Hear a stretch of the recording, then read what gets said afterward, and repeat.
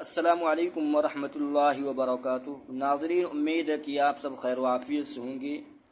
تو دیکھیے، ہم آج رانی قاعدہ کے تخطیط نمبر 9 میں جو فارمولہ اور قاعدہ دیا ہے اس کو ہم پڑھیں گے اور سمجھیں گے، ساتھ ساتھ ہم اس کی مثالوں کو بھی دیکھیں گے۔ تو آئیے ہم شروع کرتے ہیں۔ بسم اللہ الرحمن الرحیم۔ تنوین اور نون ساکن کا قاعدہ۔ حروف حلقی 6 ہیں۔ حروف حلقی کا مطلب یہ ہے کہ وہ حروف جو حلق سے نکلتے ہیں ان کو حروف حلقی کہتے ہیں۔ وہ کیا ہیں؟ حمزہ، عین، غین، خا۔ اب آگے یہ مزید بتا رہے ہیں کہ تنوین یا نون ساکن کے بعد حروف حلقی آوے تو نون کو ظاہر کر کے بلا غنہ کے جلد پڑھیں گے، اس کو اظہار کہتے ہیں۔ اس کی مثالوں کو ہم دیکھتے ہیں۔ دیکھیے، کہہ رہے ہیں کہ اگر حروف حلقی کے بعد تنوین کے بعد حروف حلقی آ جائے تو گنہ نہیں کریں گے، بلا گنہ کے پڑھیں گے۔ جیسے طیرن ابابیل، طیرن نہیں کہیں گے بلکہ کیا پڑھیں گے؟ طیرن ابابیل۔ یہ تو تنوین کے بعد حروف حلقی آئے تو اس کی مثال ہے، اور نون ساکن کے بعد حروف حلقی آئے تو اس کی مثال لیمن خشیہ، لیما و خشیہ نہیں کہیں گے۔ کیوں؟ چونکہ نون ساکن کے بعد حروف حلقی آ گیا، اور جب نون ساکن کے بعد حروف حلقی آ جائے تو آواز ناک میں نہیں لے جاتے ہیں بلکہ نون کو ظاہر کر کے پڑھتے ہیں۔ تو کیسے پڑھیں گے؟ لیمن خشیہ، یہی صحیح ہے۔ آئیے اب ہم امپارہ کی صورت سورہ ہمزہ کو ہم پڑھتے ہیں۔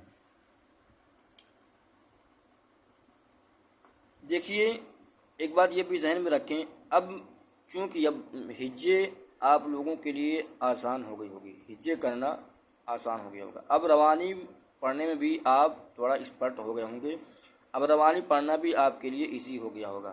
تو ادھر اب انشاءاللہ روانی ہی پڑھائیں گے، جہاں تھوڑی مشکل اور ڈیفیکلٹ ہجے ہوگی، ہجے کرنا مشکل ہوگا، وہاں پر ہم ہجے کرا دیں گے۔ تو آئیے شروع کرتے ہیں۔ بسم اللہ الرحمن الرحیم۔ ویل لکل ہمزۃ لمزہ۔